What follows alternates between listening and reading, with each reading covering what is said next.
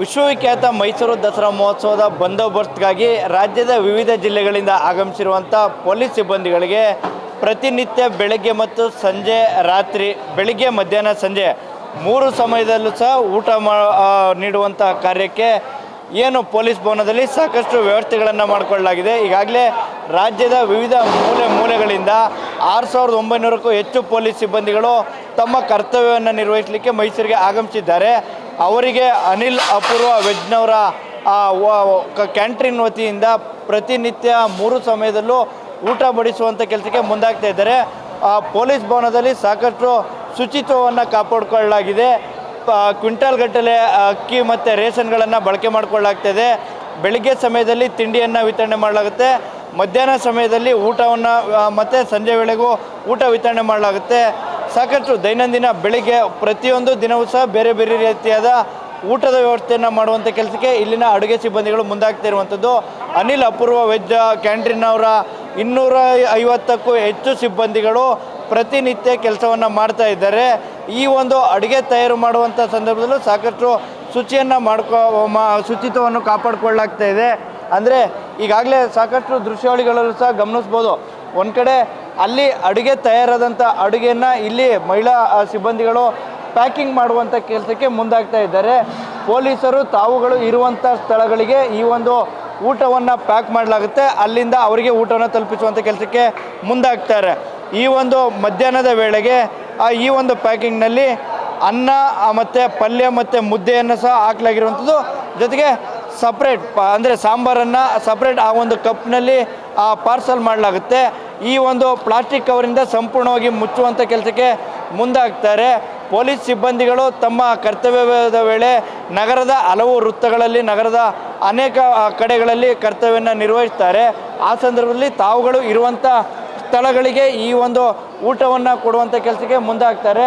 ಪ್ರತಿಯೊಂದು ದಿನವೂ ಸಹ ಒಂದೊಂದು ಮೆನುವನ್ನು ಚೇಂಜ್ ಮಾಡಲಾಗುತ್ತೆ. ಬೆಳಗ್ಗೆ ತಿಂಡಿಯ ವ್ಯವಸ್ಥೆಯನ್ನು ಮಾಡಲಾಗುತ್ತೆ. ಮಧ್ಯಾಹ್ನ ಈ ರೀತಿ ಮುದ್ದೆ ಅನ್ನ ಸಾಂಬಾರನ್ನು ಕೊಡುವಂಥದ್ದು. ಸಂಜೆ ಕೂಟು ಅನ್ನ ಸಾಂಬಾರು ಮತ್ತು ಚಪಾತಿಯನ್ನು ವಿತರಣೆ ಮಾಡಲಾಗುತ್ತೆ. ಅಂದರೆ ಈ ಒಂದು ಪ್ಯಾಕಿಂಗ್ ಸಿಸ್ಟಮು ಕೂಡ ಅಷ್ಟೇ ಶುಚಿತ್ವವಾಗಿ ಇರುವಂಥದ್ದು. ಯಾವುದೇ ರೀತಿ ಆ ಸಂದರ್ಭದಲ್ಲೂ ಪೊಲೀಸರಿಗೆ ಊಟದ ವ್ಯವಸ್ಥೆಯಲ್ಲಿ ಒಂಚೂರು ಲೋಪದೋಷ ಆಗಬಾರ್ದು ಅನ್ನುವಂಥ ನಿಟ್ಟಿನಲ್ಲಿ ಮೈಸೂರು ನಗರ ಪೊಲೀಸರು ಭಾಳ ಶುಚಿತ್ವವನ್ನು ಸಹ ಕಾಪಾಡಿಕೊಂಡಿರುವಂಥದ್ದು. ಈ ರೀತಿ ಪ್ಯಾಕಿಂಗ್ ಸಿಸ್ಟಮ್ನಲ್ಲೂ ತಮ್ಮಗಳಿಗೆ ಪ್ಯಾಕಿಂಗ್ ಸಿಸ್ಟಮ್ನ ಮೂಲಕ ಊಟವನ್ನು ಪೊಲೀಸ್ ಸಿಬ್ಬಂದಿಗೆ ಕೊಡಲಾಗುತ್ತೆ. ಈಗಾಗಲೇ ಪ್ರತಿನಿತ್ಯ 6,900 ಅಂತಂದರೆ 20,000ಕ್ಕೂ ಪೊಲೀಸ್ ಸಿಬ್ಬಂದಿಗಳಿಗೆ ಈ ಒಂದು ಊಟದ ವ್ಯವಸ್ಥೆಯನ್ನು ಮಾಡಲಾಗುತ್ತೆ.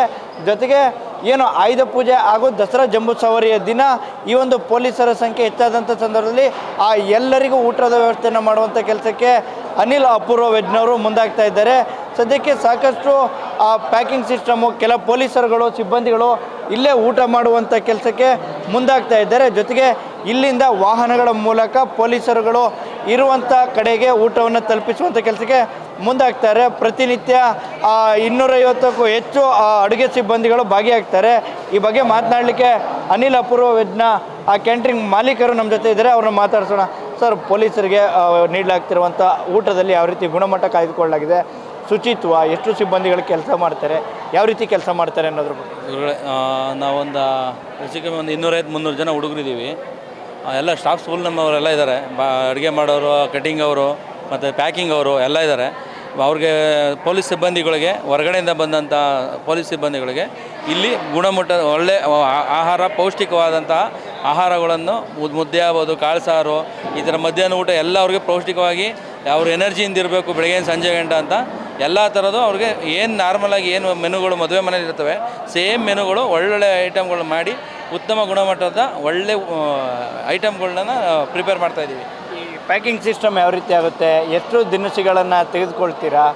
ಈ ಒಂದು ಪ್ರಕ್ರಿಯೆ ಯಾವ ರೀತಿ ನಡೆಯುತ್ತೆ? ಒಂದು ದಿನಕ್ಕೆ ಮಿನಿಮಮ್ ಇಲ್ಲ ಅಂದರೆ ಒಂದು 8 ಕ್ವಿಂಟಲ್ ಅನ್ನ ಮಾಡ್ತೀವಿ. 8ರಿಂದ 10 ಕ್ವಿಂಟಲ್ ಅನ್ನ ಬೇಕೇ ಬೇಕು ಇವರಿಗೆ. ಬೆಳಗ್ಗೆ 6,000 ಜನ, ಬೆಳಗ್ಗೆ ಒಂದು 6,000 ಜನ ಹೇಳಿರ್ತಾರೆ. ಒಂದೊಂದು ಸಲ 4:15 ಆಗುತ್ತೆ. ಎಷ್ಟೇ ಜನ ಮಾಡಾಕರು ತಂದು ಮಾಡೋಂಥ ಕೆಪಾಸಿಟಿ ಅನಿಲ್ ವೆಜ್ಗಿದೆ. ಮಾಡ್ತಾಯಿದ್ದೀವಿ. ಆ ಥರ ಇವು ಪೊಲೀಸವ್ರಿಗೆ ಪ್ರತಿಯೊಂದು ಎಲ್ಲ ಥರದಲ್ಲೂ ನಮ್ಮ ಕಡೆಯಿಂದ ಎಷ್ಟು ಮಾಡೋಕ್ಕೆ ಆಗಿ ಅವ್ರಿಗೆ ಒಳ್ಳೆ ಪೌಷ್ಟಿಕವಾಗಿ ತರಕಾರಿ ಏನೇನು ಸಿಗುತ್ತೆ ಎಲ್ಲನೂ ಒಳ್ಳೆ ಹಾಕಿ ನೀಟಾಗಿ ಮಾಡಿಕೊಡ್ತಾಯಿದ್ದೀವಿ. ಈ ಒಂದು ಪ್ಯಾಕ್ ಆದಂಥ ಊಟವನ್ನು ಅವರಿಗೆ ತಲುಪಿಸುವಂಥದ್ದು, ಆ ತಲುಪಿಸುವ ಸಮಯಕ್ಕೆ ತಕ್ಕಂತೆ ಊಟದ ಆ ಒಂದು ಕ್ವಾಂಟಿಟಿ ಅದೇ ರೀತಿ ಉಳ್ಕೊಳ್ಳುತ್ತಾ, ಪ್ಯಾಕಿಂಗ್ ಸಿಸ್ಟಮ್ ಹೇಗಾಗುತ್ತೆ? ಇದು ಆಗುತ್ತೆ. ಒಬ್ಬ ಮನುಷ್ಯ ಏನು ಊಟ ಮಾಡಿ ತಿಂತಾನೆ ಅದಕ್ಕಿಂತ ಒಂದು ಸ್ವಲ್ಪ ಕ್ವಾಂಟಿಟಿ ಜಾಸ್ತಿನೇ ಇರುತ್ತೆ. ಅವ್ರಿಗೆ ತಿಂದು ಸಾಕು ಇನ್ನೂ ಬೇಕು ಅನ್ನೋ ಥರನೇ ಕೊಟ್ಟಿರ್ತೀವಿ. ಅಂದರೆ ಆದಷ್ಟು ಫುಲ್ ಮಾಡ್ತೀವಿ ಅವ್ರಿಗೆ ಯಾವುದೇ ಥರದ ಸಮಸ್ಯೆ ಆಗ್ಬಾರ್ದು. ಕುಡಿಯೋಕ್ಕೆ ಮಜ್ಜಿಗೆ ಆಗ್ಬೋದು, ಒಂದು ಬಾಳೆಹಣ್ಣು, ಒಂದು ಟೈಮ್ ಬಾಳೆಹಣ್ಣು ಬೇಕಾಗುತ್ತೆ. ಅವ್ರು ಎಲ್ಲೇ ಬಿಸಿಲು ನಿಂತು ಕೆಲಸ ಮಾಡೋರಿಗೆ ಮಜ್ಜಿಗೆ ಕೇಳ್ತಾರೆ, ಮಜ್ಜಿಗೆನೂ ನಾವೇ ಪ್ರಿಪೇರ್ ಮಾಡಿ ಪ್ಯಾಕಿಂಗಲ್ಲೇ ಕೊಟ್ಟಿರ್ತೀವಿ. ಪ್ರತಿಯೊಂದು ಅವ್ರಿಗೆ ಎಲ್ಲನೂ ಕೊಟ್ಟು ಕಳಿಸಿರ್ತೀವಿ ಜೊತೆಲೇ. ಕ್ಲೀನ್ ಮೇಂಟೈನ್ ಮಾಡುವಂಥ ನಿಟ್ಟಿನಲ್ಲಿ ಯಾವ ರೀತಿ ಶುಚಿತ್ವ ಕಾಪಾಡ್ಕೊಳ್ತಾ ಇದ್ದೀರಾ? ಎಲ್ಲದನ್ನು ವಾಶ್ ಮಾಡಿ ಎರಡು ಸಲ ವಾಶ್ ಮಾಡಿ, ಎಲ್ಲರಿಗೂ ಲೇಡೀಸ್ ಇದ್ದಾರೆ, ಎಲ್ಲನೂ ವಾಶ್ ಮಾಡ್ತಾರೆ. ವಾಶ್ ಮಾಡಿ ಅವ್ರಿಗೆ ಪ್ರತಿಯೊಂದು ಯಾವುದೇ ಥರದಲ್ಲಿ ಊಟದಲ್ಲಿ ಒಂದು ಸಣ್ಣ ಕೊರತೆನೂ ಇಲ್ದಂಗೆ ನಿಭಾಯಿಸ್ಕೊಂಡು ಹೋಗ್ತಾ ಇದ್ದೀವಿ, ಮಾಡ್ತಾಯಿದ್ದಾರೆ. ಇದು ಅನಿಲ್ ಅಪೂರ್ವ ವೆಜ್ನ ಕ್ಯಾಂಟೀನ್ ಮಾಲೀಕರ ಮಾತುಗಳಾಗಿರುವಂಥದ್ದು. ಅಂದರೆ ಪೊಲೀಸರಿಗೆ ಕೊಡಲಾಗುವಂಥ ಊಟದಲ್ಲಿ ಯಾವುದೇ ರೀತಿಯ ಲೋಪದೋಷಗಳು ಆಗಬಾರ್ದು ಅನ್ನುವಂಥ ನಿಟ್ಟಿನಲ್ಲಿ ಸಾಕಷ್ಟು ಕ್ಲೀನ್ನೆಸ್ಸನ್ನು ಮೇಂಟೈನ್ ಮಾಡ್ತಾ ಇದ್ದೇವೆ.